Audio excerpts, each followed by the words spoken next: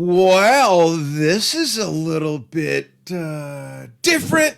Yeah, a little bit different. We're back. Jason Gianni, Dan Schinder here on A Tribute to the Tributes. This is a series that we ran here on Drum Talk TV for, I guess about a year. I'm looking over here because I have my other computer, folks. I'm bringing you up so you folks can comment and chime in, and I can see your comments. And we are really excited to be back with my bro Jason Gianni in New Jersey. I'm here in Globe, Arizona, 100 miles east of Phoenix, up in the mountains, with a better internet connection than we had for 9 months. We were sucking wind. I was telling my wife, we're selling the house. We're moving back to civilization. This blows, but they got it all fixed. And we're back. Jason, what's happening? What's going on? What are you doing? What have you doing it with? And when are you going to do it? Then you're done doing it.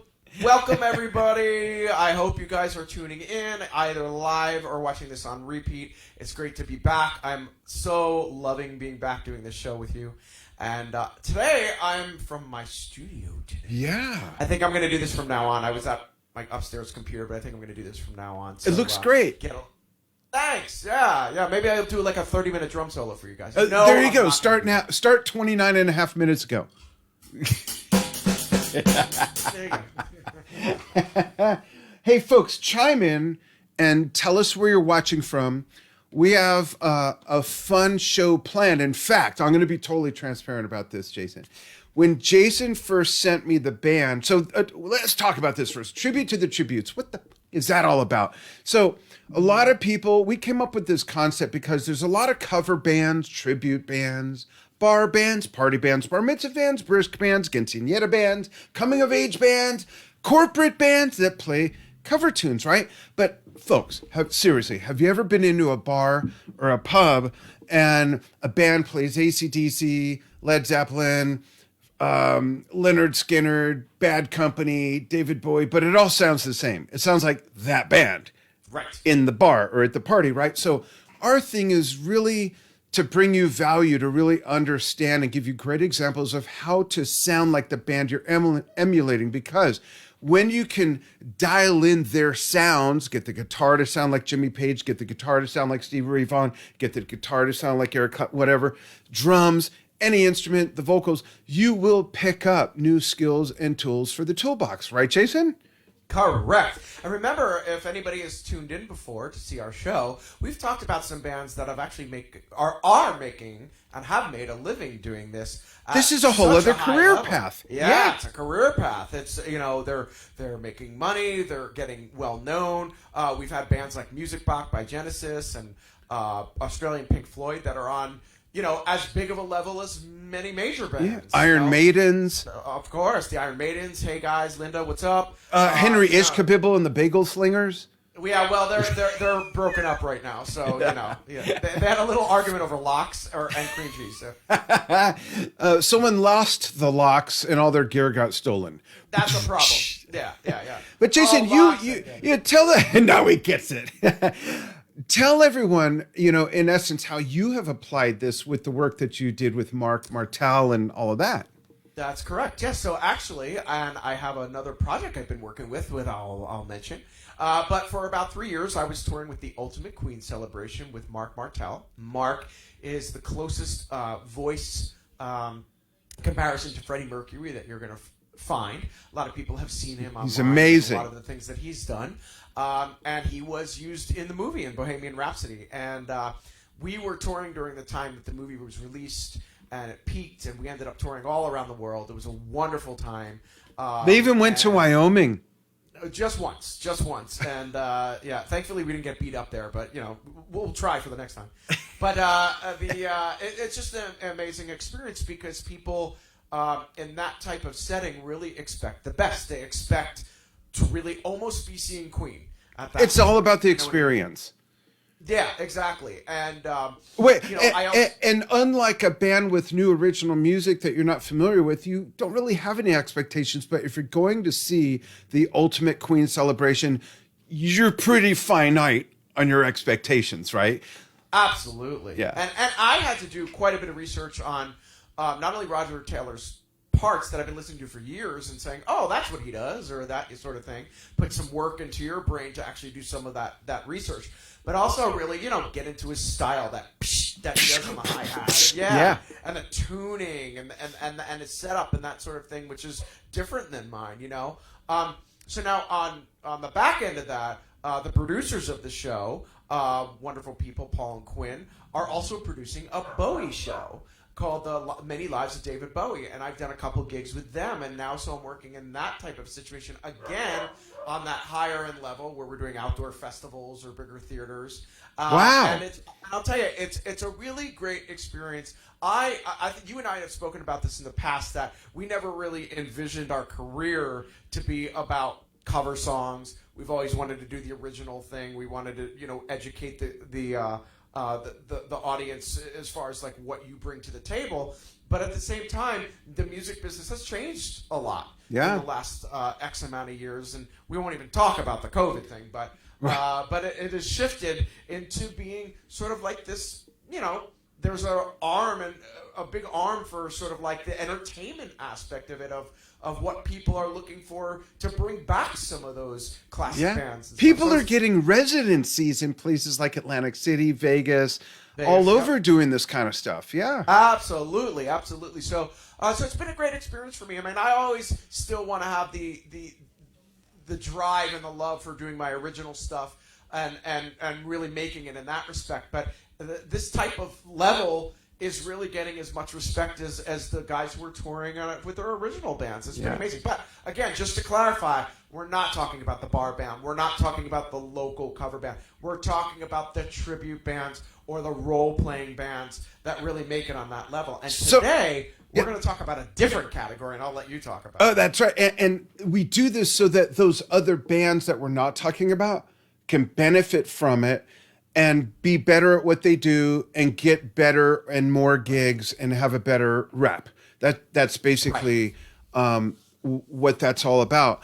And there is a lot of, you know what? I think the biggest skill to making it work, what we're going to demonstrate and talk about, is not musicianship. I mean, of course, I'm not an idiot. Well, maybe I am, but that's important. You got to have great music. But what's really the biggest skill, Jason, I think, is the attention to detail. The attention to detail in the style of whom you're emulating, getting, like I said before, the right sound. You know, if you're going to play Kashmir, it's got to sound like Jimmy's Dan Electro. If you're not playing a Dan Electro, and I know at the O2 Arena show, he didn't play a Dan Electro, but it was recorded on a Dan Electro, and that's what he played. You got to make it sound like that. You can tell Eric or Jeff Beck's Strat. You can tell Steve Howe's ES-175. You can tell Jimmy's Sunburst Les Paul. If you're not, Chris Squire, Jimmy Page, or Chris Squire and Geddy Lee's Rickenbackers, you've really got to have an ear for that attention to detail, and quite honestly, give a shit. That's part of it too, right? Of course. I mean, I remember also over the years, I've gotten into the realization and the idea of that you are on stage to entertain. People buy tickets to see you play. They spend money to see you play. So you have to give them. It's not just about musicianship, which I go on stage to try to do the best I can, but it's also about selling the show, selling that type of thing. And if you are not paying attention to certain details like that, I promise you, if you're in a good tribute band, there are people in the audience that do know all that. They will know it better than you do, and you've got to hit that clink and the clonk and the psst, every little the squeak, the harmonic squeak. You got to get every little thing. I have kind of, I guess, is fair to consider a narrow field of music that I play, but I know it inside and out. And one of my keys to playing what I play, what I think is really well, and people ask me all the time, how do you memorize like a 25-minute piece? And I'm like, well, how long are your sets when you do a gig? We do 3 45-minute sets. Okay, how many songs? It's about 14 songs. So it's the same as learning 14 songs. It's all just run together. But my key to memorizing all that, I was blessed with a great ear, but it's learning what every twist and turn, every instrument and vocal is doing. No matter what instrument you play, whether there's drums, whether there's guitar, bass, accordion, kazoo, paper and comb, blade of grass, whatever it is, when you learn what every other instrument is doing, it helps you understand the definition of the whole roadmap. And And there are going to be people, like Jason said, in the audience that know the material better than you. They know where that record pops, if anyone remembers vinyl. You know what I mean. So Jason suggested we cover a band called Heart by Heart. And honestly, when I saw the videos, like, oh my God, they are freaking amazing. They're better than Heart in some ways. But there's a reason for that. And when I discovered, when he explained and sent me some notes, that there's 2 original members of Heart, and that's when I was kind of like, I don't know if I want to do this. And you weren't like, why? What's up with that? And I said, well, and this is totally open for discussion, folks. Just be nice about it. Don't turn it into a crap storm. But my aversion at first was that there's 2 founding members of Heart in the band, Michael DeRosa on the drums and Jeff Fossen on bass. Steve Fossen. I was thinking of his second cousin twice removed. I thought, but then that might open a can of worms where there's no original members of Blood, Sweat, and Tears anymore. The last original member left. The whole thing with Yes. The whole thing with Foghat, only Roger Earl, the drum. So what's a tribute band then if there's 2 original members? But then as I expressed this, I said, hey, maybe this is an okay topic. So if it's okay with you, Jason, I'd like to tease them with part of the song that you sent me that made me go, oh my gosh, we've got to cover these people. Let's do it. Okay, here we go, folks. Check this out. You'll know the song. Turn it up.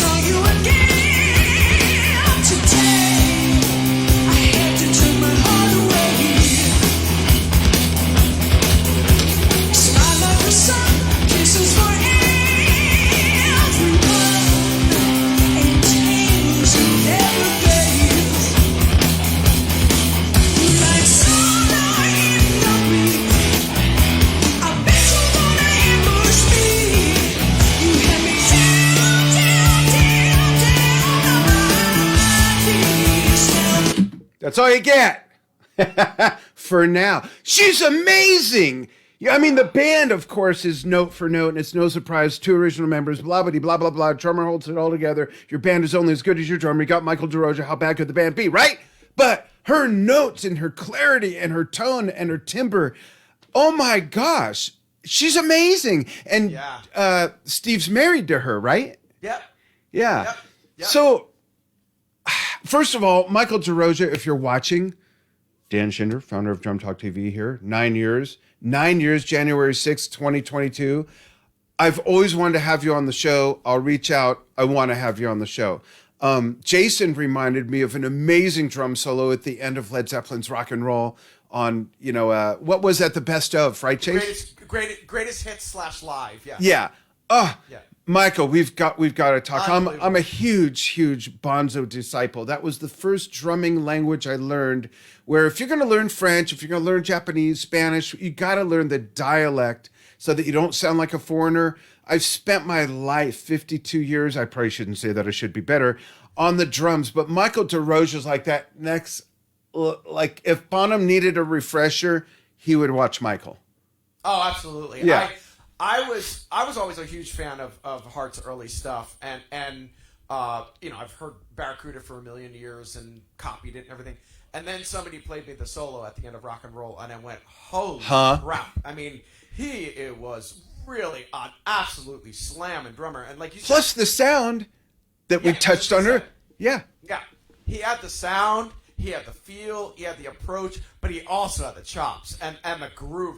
To this day, when everyone says to me, if you had to cut one song, if you had to go back and be the drummer on one song, what would it be? I always say Barracuda. Really? I always say the groove is so amazing and the fills are so amazing. It's just such a great drum song, man. Checks off so many boxes. Go ahead. What? Do you know off the top of your head what year Barracuda came out? I don't remember. 76, I believe. Wow. Here's why that is so bizarre, because I was going to say that's basically the same drum beat as Achilles' Last Stand. It's a gallop, basically. Yeah. Right? I'm actually looking up the song now. I know you're new to audio, so please talk into the mic. Friendly reminder. What? Leave it to a drummer to give another drummer mic advice, right? I'm an idiot. 77. Yeah. 77. So Yes. that is so cool. And I don't know Thanks, what Steven my. Schindler. You're stuck in 77. So Oh, right. thanks, Steve. Yeah. Yeah. Steve's like walking Yeah. lexicon of everything. I don't know what my answer would be to that question. Okay, we'll save that for another show and we'll ask everybody. Not now. But before we talk about them some more, folks, remember what we talked about as we set up what this show is all about. Now, I will say we are going to acknowledge that this band has an edge because there's two original founding members of the band, and it's like, so what do we call this? Okay, we've got the tribute band, which does a tribute, but then we've got the role play band, like the musical box that dresses like Genesis did on the Saving England by the Pound tour. The choreography of Peter Gabriel's moves are completely emulated by the singer. There's other examples of this. This is a whole other third category that Jason and I have been so busy in the last 3 days since we decided to feature them that I didn't come up with a name yet. So I'm going to call them Reincarnation. It's a reincarnation. I don't know. We'll think of some. No, you came up with something yesterday, but I don't remember what it was. But I thought it was really good. Oh. What did you say? I forget what you said, but we'll call it reincarnation. Darn! What was it? It was good. I thought it was good. Yeah. I can't even then remember if I'm wearing underwear or if I'm even supposed to be. So don't ask me what happened yesterday. I'm wearing mine backwards. But that being said, He needs the hole in the back. Yellow in front, brown in back. We have the chat up and running. So if anybody has any comments for what would be sort of like a tribute band with original members or not, and that sort of thing, throw together some ideas. But Dan brought up a really good point, and we should probably talk about the band a little bit. But one thing I think we'll talk about through the course of this particular program is, where do we draw a line between the bands that have original members that are more tribute and the bands that have original members that are still going under the name of the band?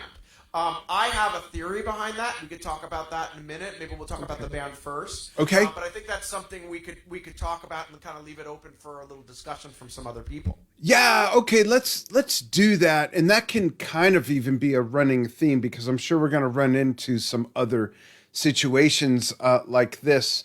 And I'm really curious to hear your take, but I don't want to spoil. I'll defer to you, and we'll cover that in a minute.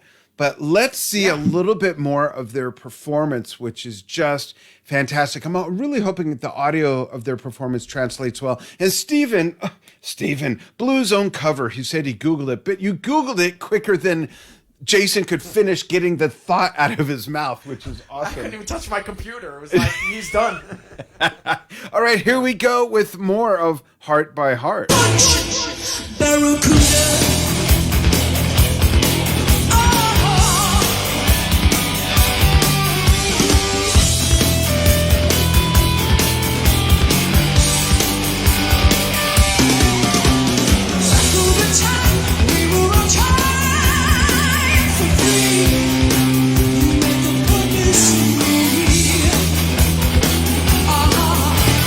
No right, no wrong, selling a song.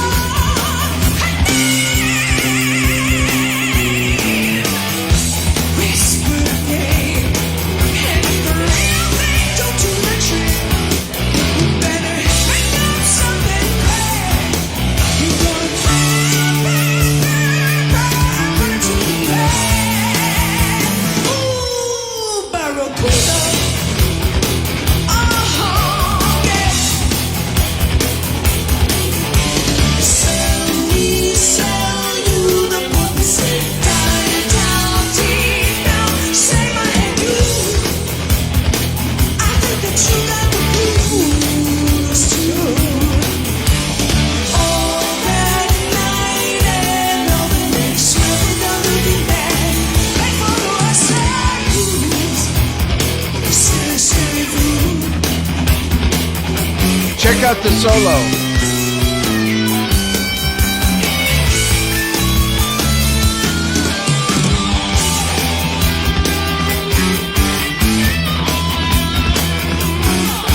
If I didn't know better, I would swear that was Howard Lee's.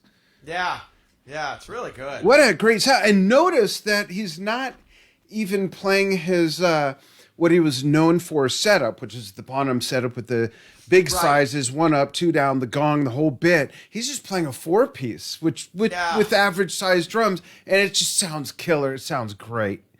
Yeah, I noticed that last night when I was watching some of the videos. I was like, oh yeah, I would expect him to have really, really large bass drum and he didn't have that, but he still sounds amazing, and he's even doing a lot of the same fills. I'm like, yeah, man, that's that guy that I listen to. Yeah, he just sounds great.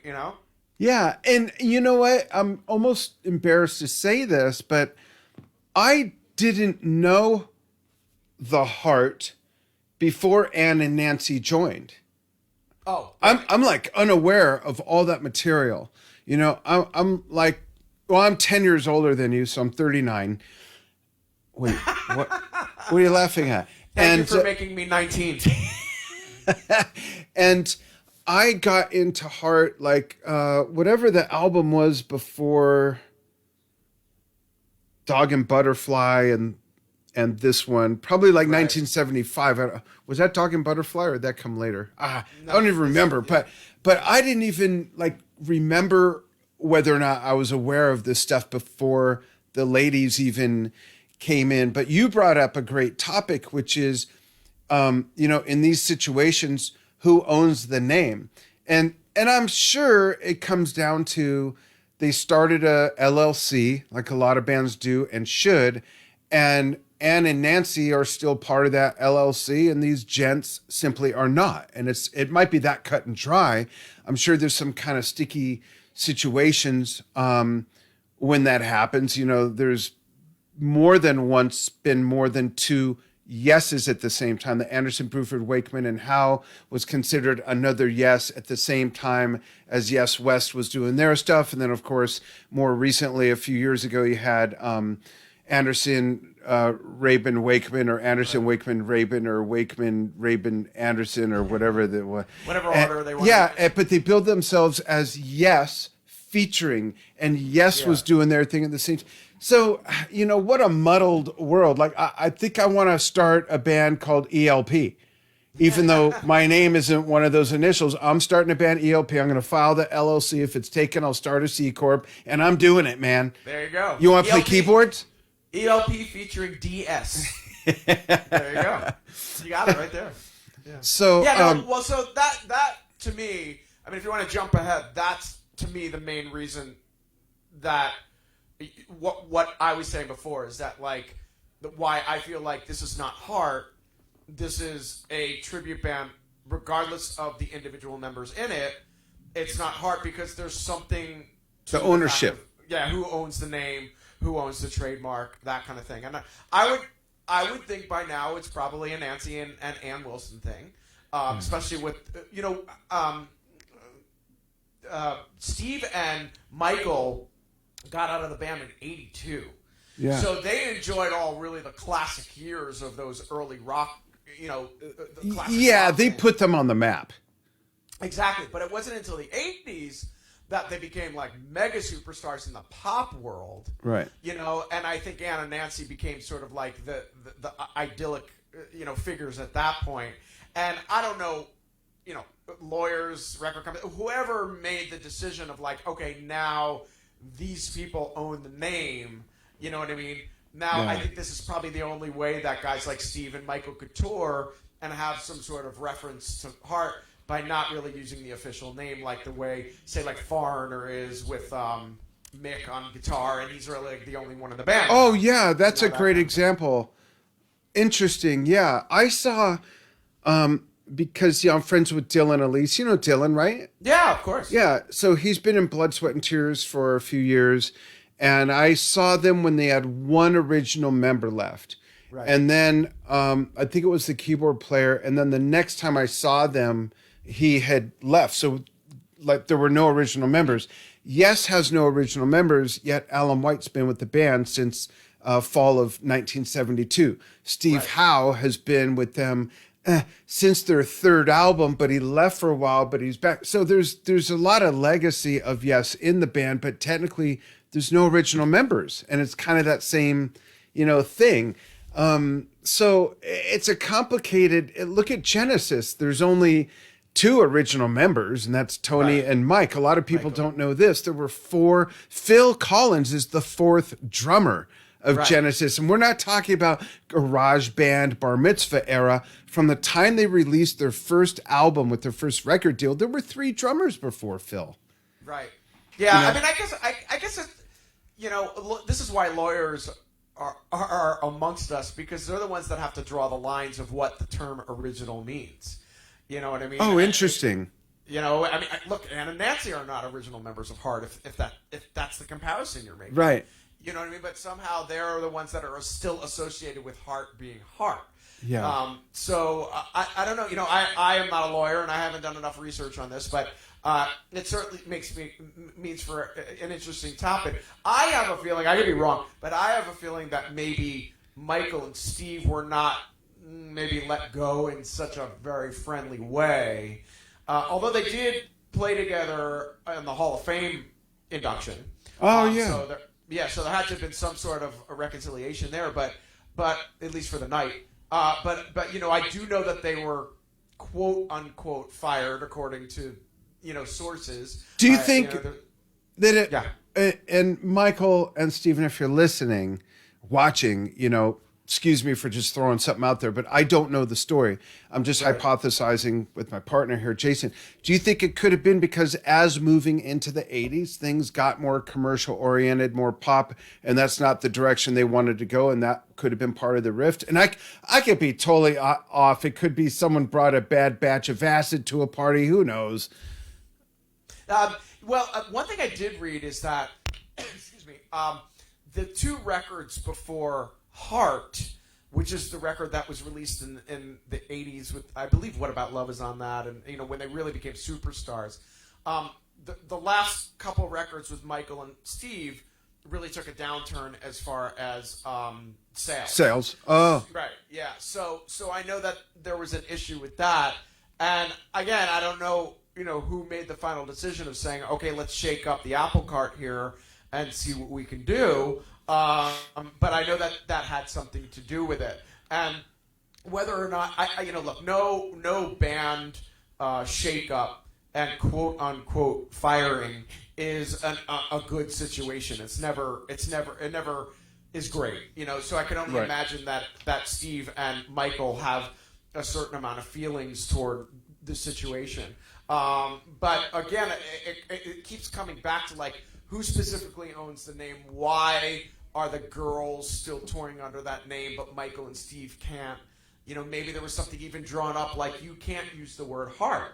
And then Michael and Steve had to sort of go to their lawyers and say, okay, where can we sort of bend this back toward? Okay, we can say Heart by Heart. Right.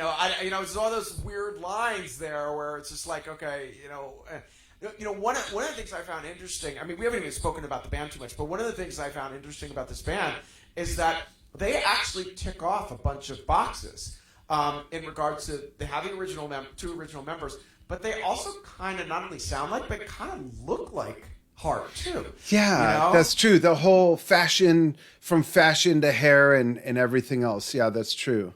Yeah, the lead singer looks like Ann Wilson. Yeah.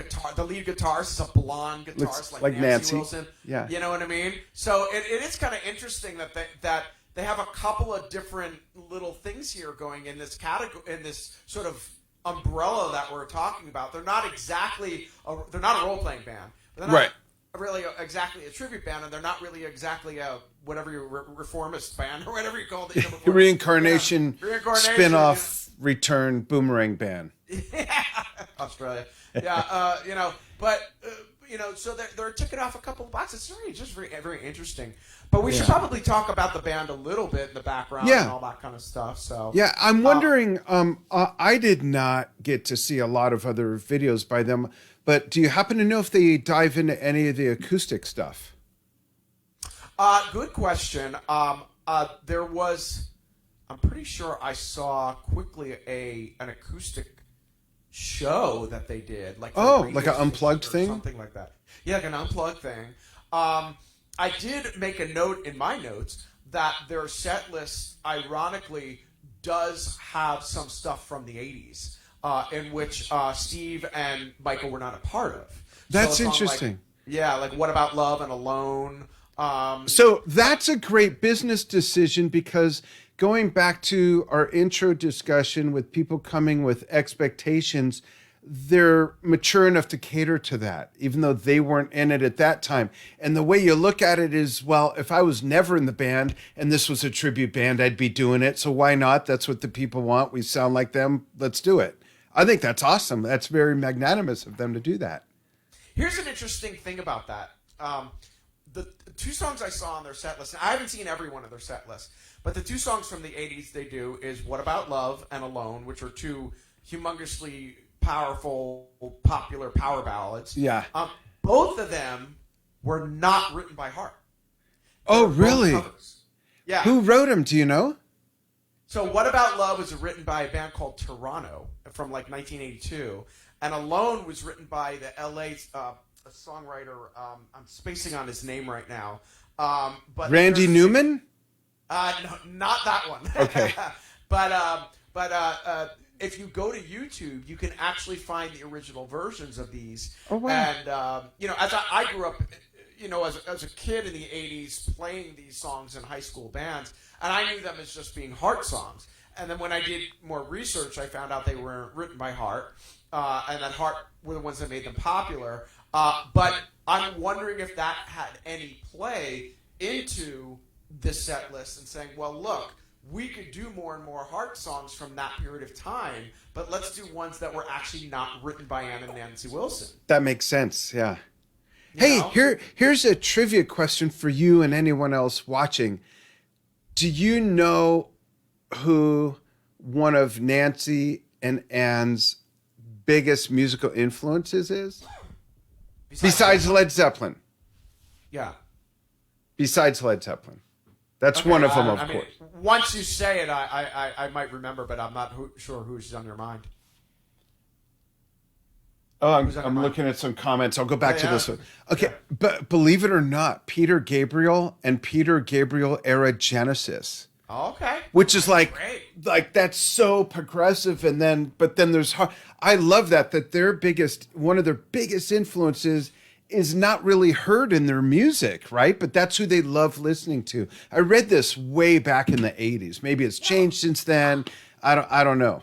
I mean, I could make an argument by saying that stuff off of like Dog and Butterfly and those classic albums That's true. had like a sort of like a Canterbury prog or like a rock and roll prog sort Right. of thing to it a little bit more. If you listen to some of that stuff, there's definitely some odd time. Barracuda's full of odd time. Yeah, years. the hits and everything. Yeah, that kind of thing. So, there's some stuff in there for sure. And, Ann Wilson certainly has her voice kind of modeled like a Robert Plant or like a higher, proggier singer. You know what I mean? So, Yeah. you never really know. But that's a very interesting connection, too, as well. Yeah, actually, I just looked it up, and Anne is more into Pantera these days. Are you serious? No. Made you look. I was like, well, Let's show a little more of that song, and then let's talk musicality again. Here we go. yeah.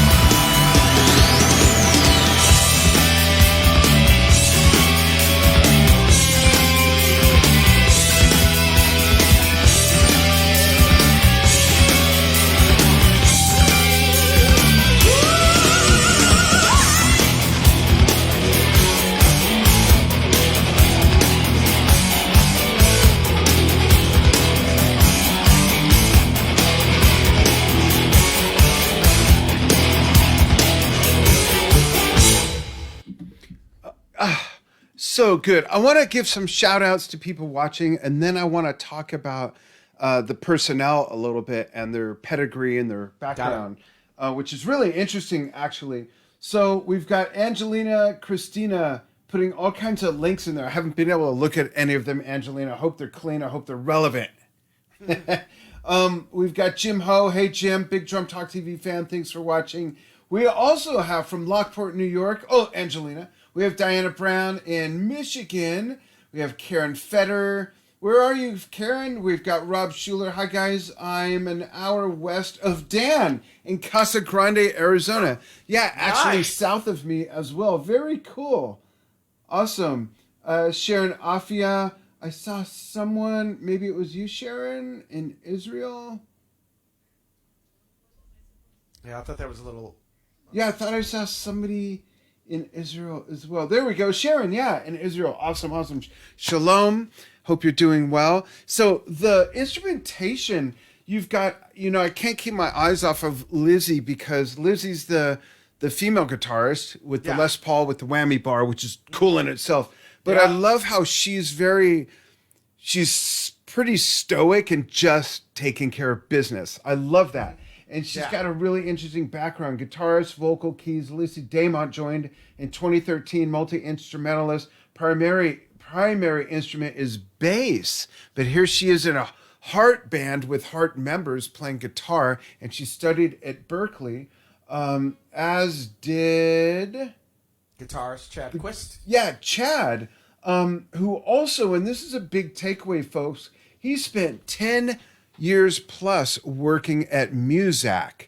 So that's a whole other career path. I think that a lot of musicians, especially in my day, a lot of musicians, we just chase the record deal. But there's education, there's music director, there's session player, there's working at Muzak. There are so many others, these tribute bands, corporate bands, on and on and on and on. And it's all very important to understand that personally, I'd rather make $60,000 in a corporate band playing corporate parties more than I would want to work at a grocery store as a manager making $80,000. Of course. I'll take Yeah. the cut and just do what I love, Of course. Yeah.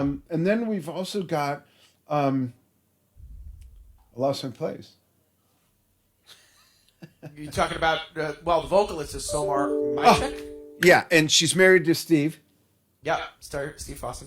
She's amazing. What pipes she has. And she looks like Anne. It's pretty amazing. Yeah, she sounds amazing, amazing, amazing. Folks, if Yeah. you joined us after the first clip or two, make sure you, not now, but after we're done, make sure you rewind, watch the replay. This woman's got some vocals. I told Jason they are so good and she's so good. Why aren't they doing their own thing and doing original music? You've got Berkeley students, graduates, you've got Muzak, you've got two members from Heart, you got this woman who could really sing. I'd love for them to have their own thing and do their own thing, Yeah. doing their own thing. Yeah. Well, again, I mean, we've talked about this in previous shows, is that it just comes down to, like, what the hell is going on in the business, Yeah. And they probably, I would be willing to bet that they're probably putting together their own stuff, but that what's making them follow up with what they've been doing is selling what they're doing and having a success with it. I mean, they've been around since they started out as a duo in 2008 between Somar and Steve Fossen. Right. They started dating soon after. And then they got married recently in 2016, I believe, or 14 or something. Obviously, it's been long enough. If they started as a duo, and then booking agents around that time started requesting a full band, and they've been touring the USA since 2014, so that's 8 years. That's a career. Something's working. Yeah. Original bands who have had gold and platinum records have not even lasted that long. That's true. I was going to say most people's jobs don't last that long with the same company, Right. So they're doing something right, Yeah, and Jim Ho, I don't know if you heard this earlier. Jason and I were talking about the drum groove in this song, and I compared it to the gallop in Led Zeppelin's Achilles' Last Stand, which came out a year before Barracuda. But Jim says that the drum riff was influenced by the Moody Blues. Jim, do you know what song? There's this funny stuff down when I work with musicians. They tell me I talk over their heads. Well, that's because you're a Marine and you're smarter, and a drummer on top of that. They don't understand meanings, terms, chords, rhythmic modulations, and rudiments. They say I'm too educated, and he writes WTF. And Jim points out, and thank you for serving, Jim, as a retired Marine, that Ann and Nancy's father is a retired Marine. I did not know that. Great. And for all veterans out there and those serving now, thank you. Thank you very much. Yeah. It's fun to see this because how many bands have you seen, whether it's a tribute or not, where you go, how have I not seen this before? How have I not been enjoying this before? And this is, to me, one of those bands. On the topic of why aren't they doing original stuff? It's stupid for me to ask that question because about 2 or 3 weeks ago, a guy that I've known since probably 1983, he helped produce something for a band that I was in, and then I ended up doing my own recordings and session work at NFL Films when it used to be at the old place in Mount Laurel, New Jersey. Right. And so out of nowhere, he asked me a question the other day, Facebook Messenger. He says, why aren't you writing music for soundtracks for Netflix and this and that? Because I used to do that kind of work. And it was like so left field for me. And my answer was basically, I have no idea, to your point, Chase, I have no idea how the industry works now. And I'm just not there in my head. I don't have any desire to do that whatsoever. I still love to play. Many of you have seen me play on the show on Dan's Almost Daily Vlog. I love that, but I'm just not interested in, Drum Talk TV's been amazing. And I've got my marketing company that's amazing. That was born out of Drum Talk TV, teaching people how I did that. I have no interest in I don't know if people are listening to me or Dan or vice versa, but Dan seems to have paused. Am I frozen? Who's saying that? I don't know if I'm on or he's on. Oh, hello, Dan. Yeah? Are you there? Yeah, I'm here. One of us paused. I'm not sure who it was. Oh, I don't know. I was just talking during that time, and we're back. Oh, okay. I might have froze for you. But, my head's just not there, and it's not what I want to do. I did that already. There's things I've done in my life I just am not interested in going back to. I don't think I'll ever do a Drum Talk TV again after I'm done doing it. So I guess that was kind of an odd question for me to ask, being that I just answered that question to somebody. Why don't you this? Why don't you that? Why don't you go yourself? Well, I think you're in the same boat as most of the people that have cut these songs and have been a part of history. Is they're probably looking around going, Jesus Christ, what's next? We didn't do any of what's going on now then. Right. I remember when my dad retired from the stock business. It was right around the time that they started switching from literally trading stocks on paper to computers. Putting it in and he goes, I don't know the business anymore. Yeah, it's not the same business. So that's how I feel. Yeah. So my guess is that that's probably what a lot of these people are going through, and they say, look, we have something here. Let's see it through, and let's keep doing it, riding on the reputation we do have. And in the meantime, we'll try to write some stuff, but it's probably not going to be something that's going to be what we had before. And let's just keep going with what we're doing. Yeah, if they're having fun, if they're making a living and making people happy, why change it? Right. Oh yeah, of course. Yeah. Yeah. So but I mentioned before that Steve and Michael did perform at the Heart Rock and Roll induction in 2013. Right. So and as the world's biggest Rush fan as you are, and I'm a huge Heart fan too. Yeah. I felt bad because that night was more about Rush for me. Yeah, it was the same night. And you mentioned earlier about their induction, Hearts, that there must have been some reconciliation. I don't know if one's necessary. I think if you consider who's not made it to the Hall of Fame, not because of them, but because of the way it works. That if you get called for that, you're going. Like, I don't care if I'm in a band with Jason 30 years ago and I hate his guts now, but we get that call, I'm going. I'm jamming with Jason. F it. I'm still going to hit on his wife. But she hit back, believe me. Right cross, actually. Right. Exactly. Hey, folks. Yeah, go ahead. I was just going to say, there's still plenty of bands who the original members do not show up because they have such bad, arguments, business, which is just so ridiculous. But it is because they're senior citizens now, and they had these arguments when they were 23. Like, hello, aren't you a different person by now? Really? Yeah. But I feel the same way as you. I agree. But go ahead and say what you're going to say. Yeah, no, I was going to say, I'd like the fans to chime in and tell us. Thanks, Steve. Steve says we're at 45 minutes a couple minutes ago, so I want to make sure we don't go over an hour so we can fit this on Instagram when we're done. But I'd love for you folks to tell us what are your thoughts on the band. And for those of you who missed it, I'm going to play the very beginning again and get some of their playing and her voice in there. Would that be okay, Jason? Oh, yeah, please do. Okay, and then, folks, chime in, tell us what you think. Here we go. Let's start it from about right there.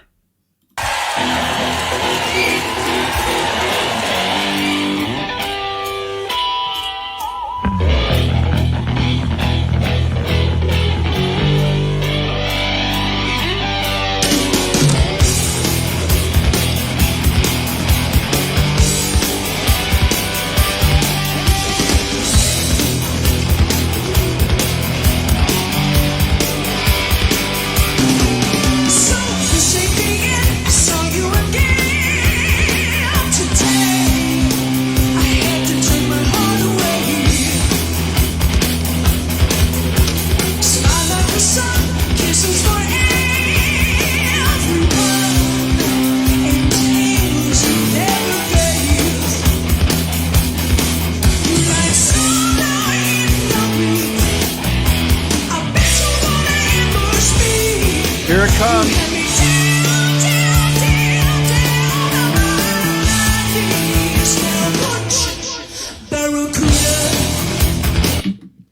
It's just, her voice leaves me speechless. And Steve Shinder mentioned that neither of us froze. But folks, chime in. Okay. What do you think of that? I really am enamored with the sound. I really am. Yeah, really. I mean, she's outstanding, and it's hard to hit those notes as it is, let alone be able to hit them in a live situation and be able to carry that through. That's great. Yeah, and that's not a one night thing. That's what she does. That's her thing. Exactly, and she sounds just like Anne too. Besides hitting the notes, so yeah, it's really amazing. I wonder I would go see them in a minute. What were you going to say? I wonder what Hart thinks of them. Like, they must have heard him, or someone must have sent it. Whoa, check this out. I wonder what they think. Well, this goes back to some of the discussions we've had in previous shows. I think one of the sort of the crowning achievement of a band like this is to be recognized by the band itself. Right, the stamp. And do they like it? Do they support it? There was a moment there with the Ultimate Queen celebration where Brian May wanted to shut us down. And so you always get into those situations where you go like, should we continue this? Is this a good thing? That sort of thing. But again, in this situation, because it's such a different box they've checked off, I don't know what the way Ann and Nancy feel about Steve and Michael from a personal standpoint or business standpoint. Maybe there's no animosity. Maybe they're fine and they love it and they think it's great. I would think that if you're keeping the name of the band or the music alive and sort of rotating from what do you call it, situation like this band is here and this band is here, and they're sort of just selling it as they're touring, I would think that would only help keep everything moving. I agree. I think that people would hear stuff at those shows and go, wow, I want to go, wow, I haven't heard that in years. I'm going to go buy the CD. Or I'm going to go buy the album, and now I want to get a shirt and all that stuff, Right. Yeah. I mean, who knows? Every situation is different. There's always financial things. Unfortunately, as you know, the almighty dollar gets in the way a lot, and you just never know, where people are at that point. But, it's whatever it is, it's working for them at least. They put together a great band, and maybe they do have something. One of the things about the Ultimate Queen celebration is that we were told we can't be within 6 months of Queen anywhere where they tour. Geographically?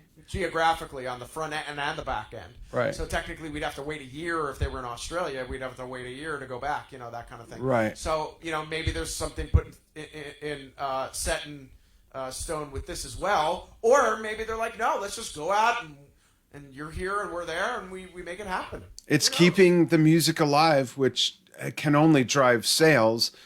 Heart would be the benefit of those sales, but then there are 2 original members. They're still they're still collecting royalties on the stuff they played on, and especially if they wrote any of it, they're getting publishing. So it's a whole ecosystem that's going on there. One of the things we discussed with the Iron Maidens was the way that they can actually record those songs and make them, be able to sell them.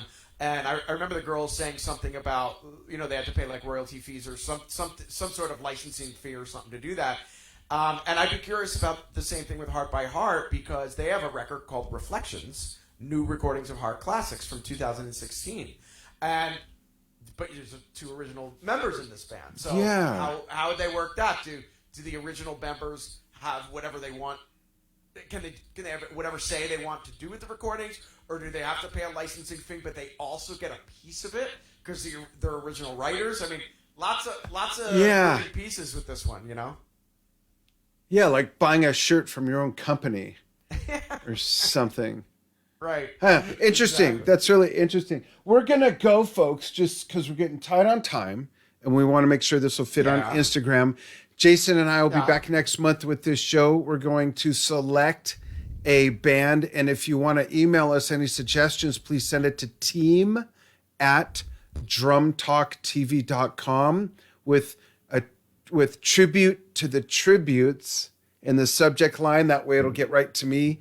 They'll know to send that to me, and we'll take a look at some things, and we'll do some research as well. It's fun being back. 2022 January, first show of the year, first time in months and months that we've done this, and we really appreciate you joining us, whether it was on the live or whether you're watching the archive, even if you're watching it in December of 2022.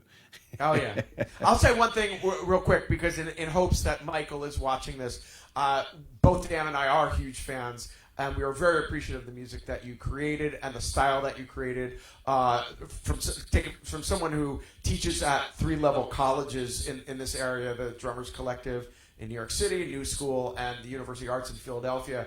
I use a song like Barracuda as a listening example in the rock classes all the time, wherever I am. It's at that level of like, let's get it into the schools, so it's like sort of almost like the classical music of the day sort of thing. So I'm very appreciative of Michael's playing, and I hope that this band continues for the sake of us being able to see it live. Absolutely. Thank you, everybody, so much for joining us. Share it with your friends, and we will be back soon. Thanks, everyone. Where's the off button? I even forgot where the off button is. Here we go. Thanks, everybody. Bye, guys.